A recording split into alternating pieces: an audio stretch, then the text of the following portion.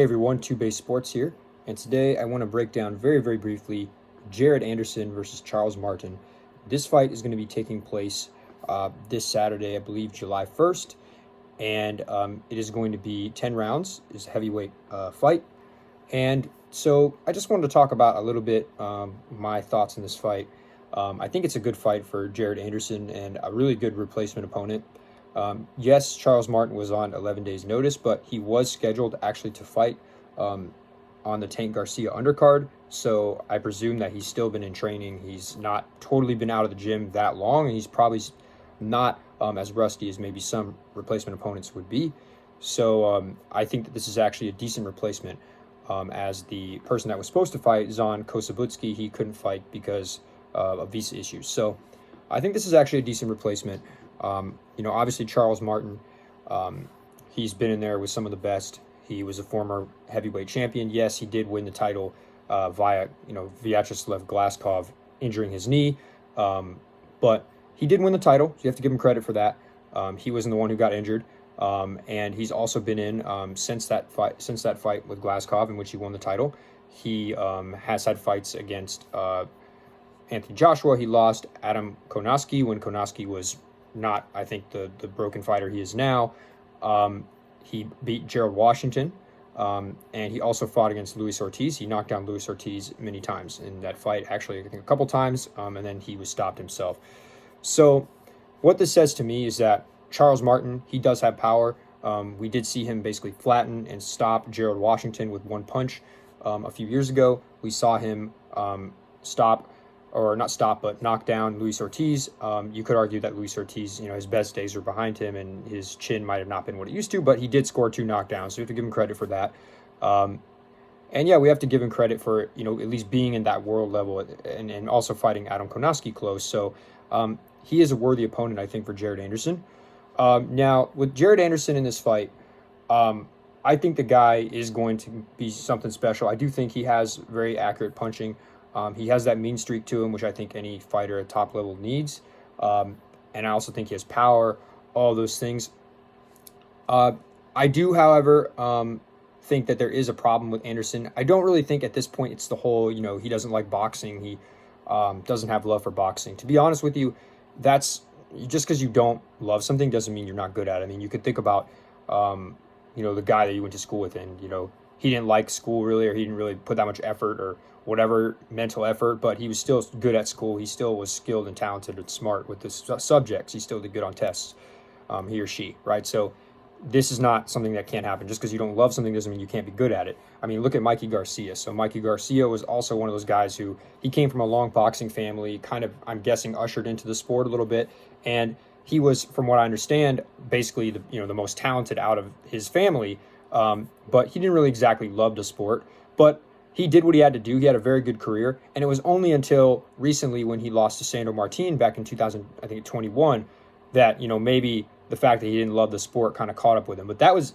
after the apex of his career. So he did what he had to do. He understood that this was his profession, and he gave his all to it, and he was able to have a very good career. So I don't see why this would affect Jared Anderson at this time. He still hasn't reached his apex. He still hasn't made the big bucks. So I don't think that the fact that he loves the sport or doesn't love the sport at this point, I don't think that has any impact. What I am worried about, though, is that I've seen him get hit in fights, and, he wasn't seriously hurt or injured, but there have been a few punches landed by his opponents, most recent opponents, Jerry Forrest and George Arias, that, definitely snapped Anderson's head back. And for a moment, the crowd paused a little bit because they're like, oh, wow, Anderson just got hit.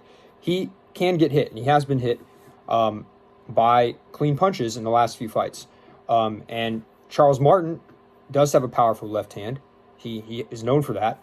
So this could be dangerous for Anderson if he comes in a little bit too recklessly and he keeps his chin up. He could potentially get hit by Martin and hurt. So this is the one thing I have with Anderson that I'm not too crazy about. His defense needs work, in my opinion. I've seen him get hit too cleanly in the last few fights against opposition that really wasn't going to test him or challenge him, with power-wise. But Charles Martin is different than that. Not only does he have the pedigree, but he also has the pro pedigree, but he also has the power. So I think this is the most dangerous fight for Jared Anderson so far. And, when it comes to betting the fight, Charles Martin is going off at least a plus 750 at this point, which I think is a little high. I think maybe around maybe plus 400, 500 is probably where he needs to be, but I think plus 750 is a little high in my opinion for this type of fight.